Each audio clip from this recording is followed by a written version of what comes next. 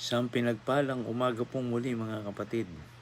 At ngayong umaga ang ating reading ay mula sa Genesis 15. At napakaganda nung verse 6 dito sa Genesis 15. At sabi doon, Abraham believed the Lord and he credited it to him as righteousness.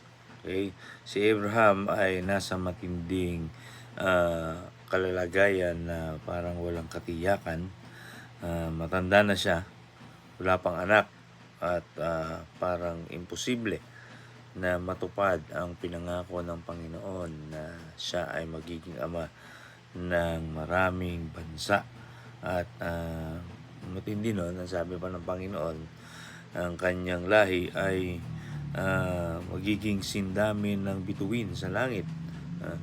Ganyan karami ang pangako o ang sabi ng Panginoon dito kay Abraham. Pero paano nga mangyayari yon? Dito sa talata na ito, meron tatlong pangako ang Panginoon na binanggit. Una, pangako ng kanyang protection. Okay? I will be your shield. Then pangako ng kanyang presensya.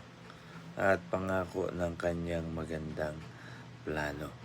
Ang mahalaga dito, gaya ng kay Abraham, ay yung pananampalataya at paniniwala na kayang gawin ng Panginoon ang lahat ng yun. Minsan, nauuna yung takot natin doon sa mga bagay na parating pa lamang o papunta pa lamang o pa mangyayari pa lamang. Pero ang tugon ng Panginoon dito ay pananampalataya na nailatanim sa ating mga puso. Mas higit yung pananampalataya kaysa takot. Pangalawa, yung timing ng Diyos ay napaka-importante. Diba? Napaka-importante na alam natin kung kailan yung timing ng Panginoon dahil hindi sa timing natin mangyayari yung mga pangako ng Panginoon na yun, kundi sa timing niya.